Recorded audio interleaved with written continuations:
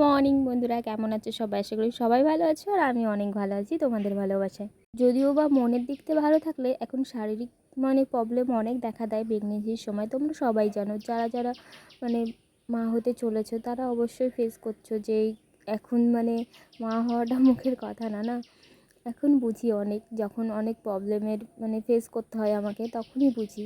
তো যাই হোক, সকালবেলা নিয়েছিলাম দুধ রুটি, সেটাই খাচ্ছিলাম আর তোমাদের সাথে গল্প করছিলাম। আজকে আর চা বা প্রোটিন পাউডার খাইনি। তারপরে অনেকক্ষণ বসে থাকার পরে ভাবলাম বাবার দাড়িগুলো না অনেকটা বড় হয়েছে, তো সকাল সকাল দাড়িটা কেটে দিই আর বাবাকে স্নানও হয়ে যাবে বাবার। আর তার থেকে বড় একটা কাজও আজকের মতন হয়ে যাবে। আর ওদিকে মা রান্না করছে যেহেতু, আমি ভাবলাম চলো এটা দিয়ে আমি কেটে দিই, কারণ এটা দিয়ে কাটলে না কাটে না। এর আগের দিন আমি রেজার দিয়ে কেটেছিলাম ব্লেড লাগিয়ে, বাবার না গালটা আমি কেটে দিয়েছি। আমার তখন ভয়ও হয়ে গেছে। তারপরে ভেবেছি না, ওটা দিয়ে আর কাটা যাবে না, দাড়ি বড় হলেও এই রেজারগুলো দিয়ে কাটলে পরে না লাগেও না, আর সুন্দর কেটে যায়। যেদিক দিয়ে খুশি সেদিক দিয়ে ঘোরাও কোনো ব্যাপার না।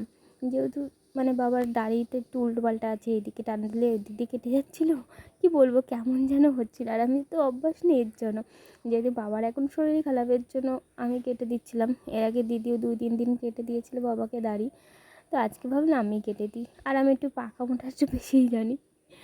যাই হোক, তো চল, বাবা স্নান হয়ে গেছে সকাল সকাল, তো একটা বড় কাজ হয়ে গেল। এবার গা হাত পা মুছিয়ে ঘরে নিয়ে যাব। আর ওইদিকে সাথী জানো আমার জন্য বসে আছে, কেন বলো তো? আমি খেতে চেয়েছিলাম কুল আর তেঁতুল মাখা। তো সাথীদের বাড়িতে কুল ছিল, আমাদের বাড়িতেও ছিল জানো তো, কিন্তু এখন শেষ হয়ে গেছে, আবার কিনে আনতে হবে। তো তার জন্য সাথী অল্প কটা আমার জন্য কুল নিয়ে এসছে। আর এই সময় নাকি শুনেছি যা খেতে ইচ্ছা করে তাই নাকি খেতে হয়, না হলে বাচ্চার নাল পড়ে। এটা জানি না কতটা সত্যি, কিন্তু আমার খুব খেতে ইচ্ছা করছিল, তাই জন্য সাথীকে বলছিলাম যে নিয়ে আয়, তোদের বাড়ির যদি থাকে, আর আমার বাড়ির তেঁতুল আছে। তো নিয়ে এসছে একটু আমার জন্য। ও শুনেছিল, আমাকে বলেছিল যে দিদি আমাদের বাড়িতে কুল আছে, তারা তুই খেতে চাচ্ছিস, আমি নিয়ে আসবো। তো এই যে অল্প কটায় বলেছিলাম যে অল্প নিয়ে আসিস, কারণ অনেক কুল খেলে আমারই পেটে ব্যথা করবে, আর আমি অনেক কুল দেখে লোভও সামলাতে পারবো না, চটপট খেয়েই নেব। তো দেখো ফাইনালি মাখাটা হয়েও গেছে, আর কতটা লোভনীয় লাগছে তাই না?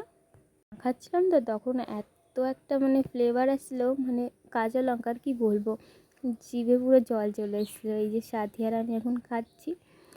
আর এদিকে না, এর আগে আমরা শশা মাখা করেও খেয়েছি, কিন্তু ওটা দেওয়ার কি বলবো, ভাবছিলাম যে আজকে কুল মাখাটা খাবো না, কিন্তু শশা মাখাটা খাওয়ার পরে আর মন মানছিল না, কুল মাখাটা খেয়ে নিই, কাল দেখা যাবে কি খাবো।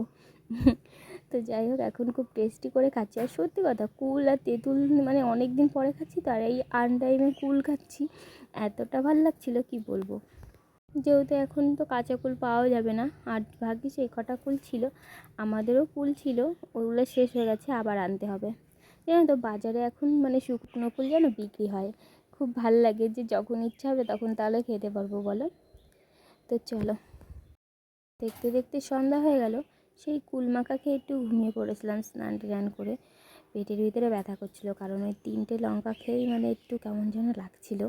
বুঝেছি উচিত হয়নি খাওয়াটা, কিন্তু কি বলবো, মুখের স্বাদে খেয়ে নিয়েছি, পেটের ভিতরে ব্যথা করছিল। যাই হোক, আর খাবো না অত লঙ্কা দিয়ে।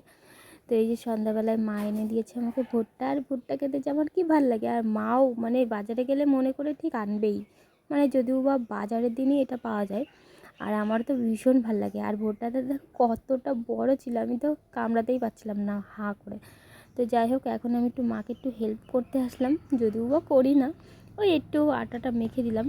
এটা ময়দা, আজকে মা বললো একটু লুচি বানায় আর একটু ডিমের তরকারি বানায়।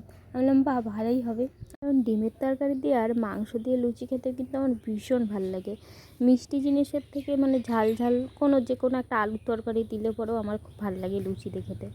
তো ভালোই হবে আজকে খাওয়াটা রাত্রে। তো চলো, আমার ময়দাটা মাখা হয়ে গেছে, এবার কিছুক্ষণের জন্য রেখে দিই, তারপরে মা লুচিগুলো ভেজে নেবে। তো চলো, রান্নাটা হয়ে গেছে, এবার খাওয়ার পালা। দেখো কত লুচি ভেজেছে, ওইদিকে বাবাকে খেতে দিয়ে আসলো। এবার চলো আমি খেয়ে নিই, যেহেতু অনেকটা রাত করব না, আর অনেক রাত করে এই লুচি খেলে পরে না গ্যাস হয়ে যাবে। এর জন্য আমি তাড়াতাড়ি রাত্রে খাবারটা চেষ্টা করি যে তাড়াতাড়ি খাওয়ার জন্য, তাহলে আমার গ্যাসের প্রবলেমটাও হবে না, আর কোনো অসুবিধাও হয় না। যেহেতু ঘুমানোর অনেকক্ষণ আগে আমি খাবারটা খেয়ে নিই, তার জন্য হজমও হয়ে যায়।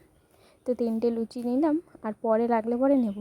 এই লুচিটা দেখতেই মনে হয় কি না অনেক খেয়ে নেব, কিন্তু না, খাওয়া যায় না, মানে ভাত যতটা খাওয়া যায় লুচি কিন্তু ততটা খাওয়া যায় না। তো চলো, নেওয়া হয়ে গেছে, এই যে পেঁয়াজও নিয়ে নিয়েছি, তো চলো এবার খাওয়া যাক।